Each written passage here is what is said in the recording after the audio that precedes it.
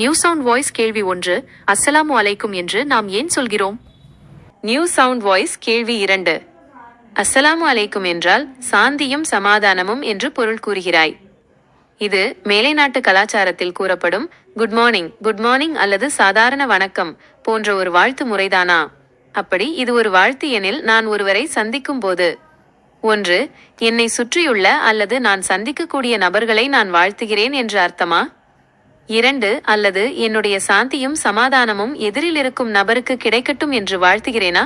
3. அல்லது அல்லாஹுவின் சாந்தியும் சமாதானமும் உங்கள் மீது உண்டாகட்டும் என்று அவனுடைய சாந்தியை அவர்களுக்கு வழங்குகிறேனா?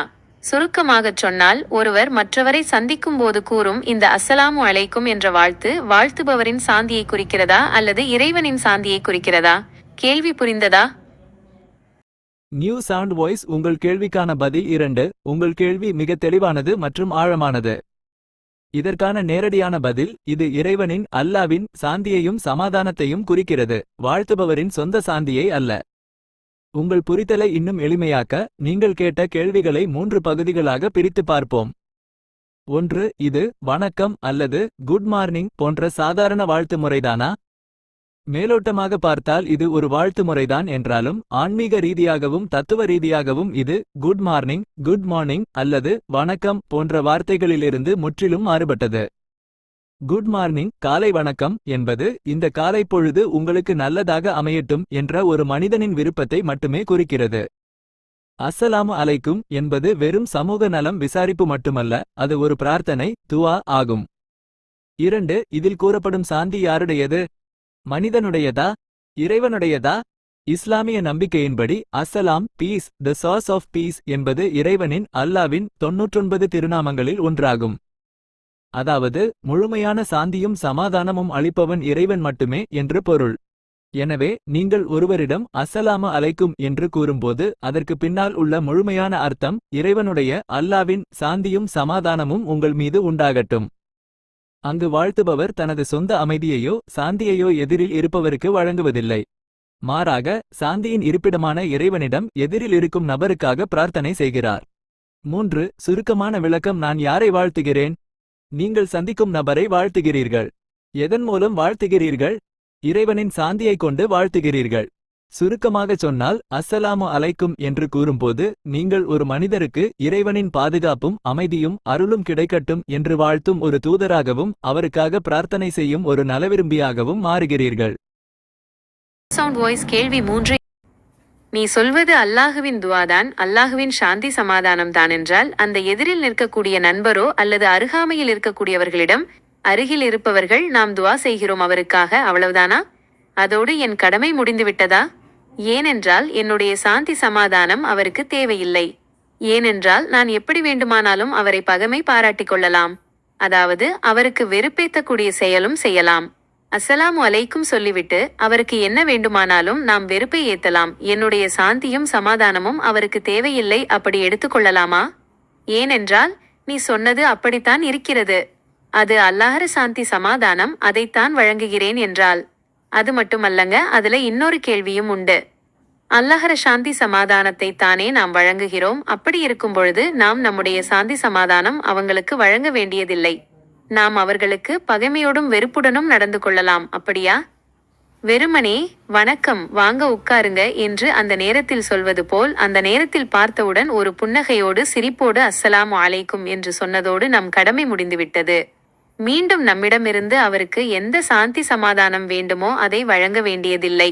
உதாரணமாக நாம் சொல்கிறோம், அன்றாட வாழ்க்கையில் டீ சாப்பிடக்கூடிய இடத்தில் அவர் யாரேனும் ஒருவரை சந்தித்தால் நாம் அவர்களுக்காக அஸ்ஸலாமு அலைக்கும் என்று சொன்னாலே போதும். அந்த தேநீரெல்லாம் வாங்கி கொடுக்க வேண்டிய அவசியம் இல்லை, அப்படியா?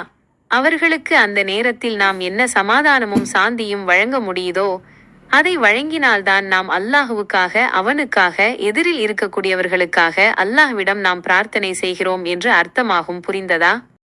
நியூ சவுண்ட் வாய்ஸ் உங்கள் கேள்விக்கான பதில் 3. மிகவும் நியாயமான, அதே நேரத்தில் மனித உறவுகளின் மிக முக்கியமான பக்கத்தை தொட்டுக்காட்டும் ஒரு கேள்வி.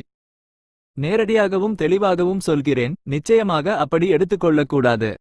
அஸ்ஸலாமு அலைக்கும் என்று கூறிவிட்டு ஒருவருக்கு வெறுப்பையோ தீங்கையோ விளைவிப்பது அந்த வாழ்த்தின் நோக்கத்தையே முற்றிலும் சிதைத்துவிடும். இதில் உங்கள் கடமை வெறும் வார்த்தையோடு முடிந்து விடுவதில்லை. ஏன் என்பதை நாம் நடைமுறை வாழ்க்கையோடும் இஸ்லாமிய போதனையோடும் ஒப்பிட்டு பார்ப்போம். 1. இறைவனின் சாந்தி என்று சொன்னால் நம்மிடமிருந்து தீங்கு வரலாம் என்று அர்த்தமா? இல்லை. நீங்கள் ஒருவருக்கு இறைவன் உங்களுக்கு சாந்தி அளிக்கட்டும் என்று பிரார்த்தனை செய்துவிட்டு அடுத்த கணமே அவருக்கு நீங்களே தீங்கிழைத்தால் அது எவ்வளவு பெரிய முரண்பாடு! இஸ்லாத்தில் ஒரு புகழ்பெற்ற நபிமொழி ஹதீஸ் இருக்கிறது. எந்த ஒருவனுடைய நாவு மற்றும் கைகளின் தீங்கிலிருந்து பிற மனிதர்கள் பாதுகாப்பாக இருக்கிறார்களோ அவரே உண்மையான முஸ்லிமாவார். எனவே அஸ்ஸலாமு அலைக்கும் என்று நீங்கள் சொல்லும்போது மறைமுகமாக நீங்கள் அவருக்கு ஒரு வாக்குறுதி அளிக்கிறீர்கள், நான் இறைவனிடம் உங்களுக்காக சாந்தியை வேண்டுகிறேன். எனவே என் மூலமாக உங்களுக்கு எந்த கெடுதலும் வெறுப்பும் துரோகமும் வராது என்ற பாதுகாப்பை நீங்கள் அவருக்கு தருகிறீர்கள். அந்த பாதுகாப்பை தந்துவிட்டு அவரிடம் பகைமை பாராட்டுவது நீங்கள் கொடுத்த வாக்குறுதியை நீங்களே மீறுவதற்கு சமம். 2. டீ கடையில் சந்திக்கும் போது வெறும் வார்த்தை போதுமா? உபசரிப்பு தேவையா? டீ கடையில் ஒருவரை சந்தித்து அஸ்ஸலாமு அலைக்கும் என்று கூறிவிட்டு அவரோடு அன்பாக பேசுவதும் முடிந்தால் ஒரு டீ வாங்கிக் கொடுப்பதும் புன்னகைப்பதும் தான் அந்த வாழ்த்துக்கு நாம் செய்யும் உண்மையான மரியாதை. இஸ்லாம் வெறும் வார்த்தை வழிபாடல்ல, அது ஒரு சமூக கடமை. வார்த்தை இறைவனின் சாந்தியை வேண்டுவது. செயல் அந்த சாந்தியை நம்முடைய நற்பண்புகள் மூலம் அவருக்கு கொடுப்பது. உங்களால் அந்த நேரத்தில் அவருக்கு பெரிய பொருளாதார உதவி செய்ய முடியாவிட்டாலும் குறைந்தபட்சம் அவரிடம் புன்னகையோடும் இன்முகத்தோடும் பேசுவது கூட இஸ்லாத்தில் தர்மமாக சதக்கா கருதப்படுகிறது. 3. சுருக்கமான முடிவு வார்த்தை இறைவனுடையது, ஆனால் செயல் உங்களுடையது. இறைவனின் சாந்தியை அவர்களுக்கு பெற்றுத்தர நீங்கள் விரும்பினால் முதலில் உங்கள் மூலமாக அவர்களுக்கு சாந்தியும் அமைதியும் கிடைக்க வேண்டும். எனவே அஸ்ஸலாமு அலைக்கும் என்பது வெறும் வணக்கம் சொல்லிவிட்டு நகர்வது போன்ற கடமை அல்ல. அது என் மூலமாக உங்களுக்கு எந்த தீங்கும் வராது, இறைவனும் உங்களை ஆசீர்வதிப்பானாக என்று இரு மனிதர்களுக்கு இடையே உருவாக்கப்படும் ஒரு புனிதமான சமூக உடன்படிக்கை ஆகும். நியூ சவுண்ட் வாய்ஸ் கேள்வி 4 தொடர்ச்சி. இதைத்தான் நான் முன்பே கேட்டேன். நம்முடைய அமைதியை வழங்க வேண்டுமா அல்லது அல்லாஹுடைய அமைதியை அவனுக்காக துஆ செய்கிறோமா என்று. இப்போது புரிந்துவிட்டது, இரண்டும் அவன் எதிரில் இருக்கக்கூடிய நபருக்கு தேவை என்று. தேவை என்றாலே நாமும் அந்த எதிரில் இருக்கக்கூடிய நபருக்கு மிகப்பெரிய உதவி செய்கிறோம். நாம் இங்கே உதாரணத்திற்குத்தான் அந்த டீ கடையை உதாரணம் காட்டினோம். உண்மையில் அங்கே எல்லா உலக விஷயத்தையும் அந்த நபருக்கு தேவையான விஷயத்தையும் நாம் அங்கே அடக்கிவிடலாம். அப்படி இருக்கும் பொழுது நாம் எதற்காக இந்த வசனத்தை மறந்து செயல்படுகிறோம்? அது மிகப்பெரிய உதவிதானே. குர்ஆனில் 74வது அத்தியாயம் 6வது வசனத்தில் இவ்வாறு கூறப்படுகிறது, அதிகமானதை ஆதாயத்தை எதிர்பார்த்து நீர் உதவி செய்யாதீர். திருக்குர்ஆன் 74 முதல் 6. அப்படி இருக்கும் பொழுது நீ எதற்காக நாம் ஒரு ஆதாயத்தை கருதி நாம் எதையும் செய்யக்கூடாதுதானே?